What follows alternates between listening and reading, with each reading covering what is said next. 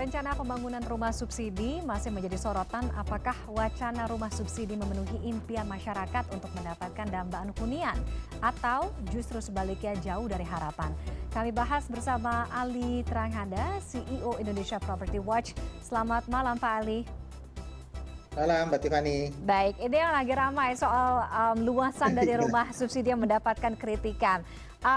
Kalau dari PKP sudah merespons kritikan terkait dengan luasan dari rumah tersebut yang katanya tidak sesuai dengan standar nasional Indonesia. Nah, dari pengamatan Anda, apakah ini kita berbicara dari segala aspek ya? Apakah rumah ini memang ideal dan layak hunian, Pak Ali? Iya, jadi sebetulnya kan awalnya itu draft rencananya di 14 meter persegi, gitu ya. Tapi setelah itu mungkin banyak kritikan, mungkin jadinya selalu di mana-mana bilangnya subsidi itu 16 meter persegi. Nah, kalau kita bicara standar SNI, itu sebetulnya standar luas minimum itu 9 meter persegi per orang. Kalau kita bicara WHO itu bisa 30 meter persegi minimum, ya, dengan kondisi tertentu bisa 28 meter persegi. Saat ini itu yang luas minimum luas rumah subsidi kan 21 meter persegi. Kalau kita bicara SNI ini dengan 18 meter dengan asumsi 2 orang sanak keluarga muda itu masih cukup layak gitu ya. Dan tanda kutip nih, belum layak juga sebetulnya. Tapi kalau 14 meter persegi saya pikir pemerintah kesampingkan lah yang 14 meter persegi itu terlalu kecil. Kita bicara 18 meter persegi. Kalau 18 meter persegi tadi sebetulnya sudah banyak masukan masyarakat dan itu betul dan pemerintah harusnya menanggapi hal tersebut. Sebagian besar kan bilang, hampir semua malah bilang 18 meter persegi itu kalau keluarga muda belum punya anak gitu ya. Tapi kalau udah punya anak itu akan menjadi tidak nyaman ya. Kedua, coba kita lihat ada prototipe show unit yang 18 meter persegi, tanahnya 25 meter. Itu kalau kita lihat sebetulnya hampir tidak ada sirkulasi. Jadi ketika keluarga itu tinggal di sana, kemudian terlalu sempit juga, itu kan bisa masalah juga, masalah keluarga gitu, internal terlalu sempit, masalah kesehatan karena sirkulasinya itu mungkin tidak terlalu bagus, tidak ada sirkulasi ke belakang. Gitu. Itu perubahan desain mungkin, gitu ya, perubahan desain mungkin. Tapi tadi yang penting, ini yang menjadi target rumah subsidi ini siapa sebetulnya? Karena tadi sebagian besar malah Gen Z. Jadi begini ya, jangan menyamakan Gen Z itu dengan MBR gitu ya. Kadang-kadang pemerintah menyamakan kalau Gen Z itu pasti MBR, enggak juga. Gen Z itu ada yang menengah, ada yang atas juga, ada yang penghasilannya rendah juga. Nah, kalau kita bicara MBR aja dengan alasan dekat dengan tempat kerja itu tidak menjawab juga. Karena rumah-rumah subsidi saat itu jauh dari kota Jakarta lah misalkan. Dan kadang-kadang pun jauh dari transportasi umum. Jadi ketika mereka hanya Gen Z single, daripada dia beli rumah subsidi, dia bela-belain kos-kosan yang dekat tempat tinggalnya gitu.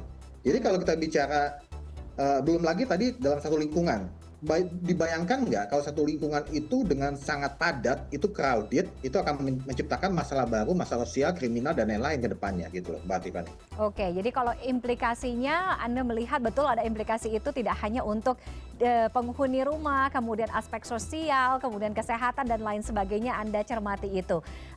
Menjawab dengan tantangan dan juga kebutuhan Gen Z, kalau memang yang disasar itu adalah Gen Z, apakah kemudian ini adalah wacana yang cukup tepat gitu? Kita tahu Pak Ali bahwa ada keterbatasan lahan gitu ya, namun di satu sisi ada juga kebutuhan masyarakat untuk bisa memiliki hunian itu sendiri. Nah, idealnya bagaimana?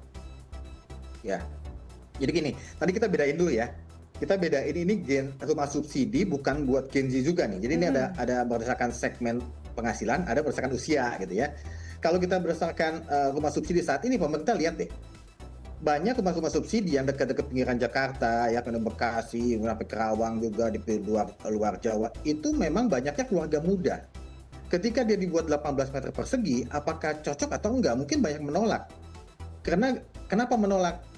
Dengan harga subsidi saat ini aja, dengan UMP yang ada, itu masyarakat masih mampu beli. Ya, bedanya tadi kalau saya hitung-hitung itu kurang lebih kalau dengan rumah tipe 18 itu 600.000 per bulan. Kalau dengan subsidi saat ini itu 1.900.000 sampai 1 juta per bulan. Artinya masih sanggup mereka untuk membayar sesuai dengan UMP masing-masing. Jadi tidak ada urgensinya pemerintah untuk membangun rumah subsidi yang lebih kecil, ya.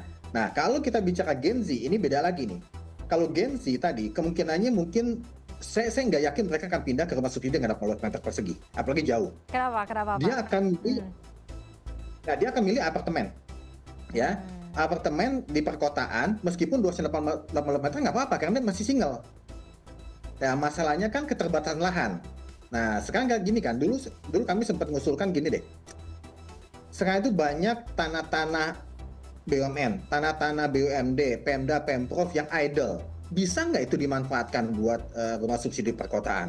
Sebetulnya program ini dulu kalau kita ingat zaman JK ada program Yusuf Kala ya, Pak Yusuf Kala ada program 1000 Tower Rusunami.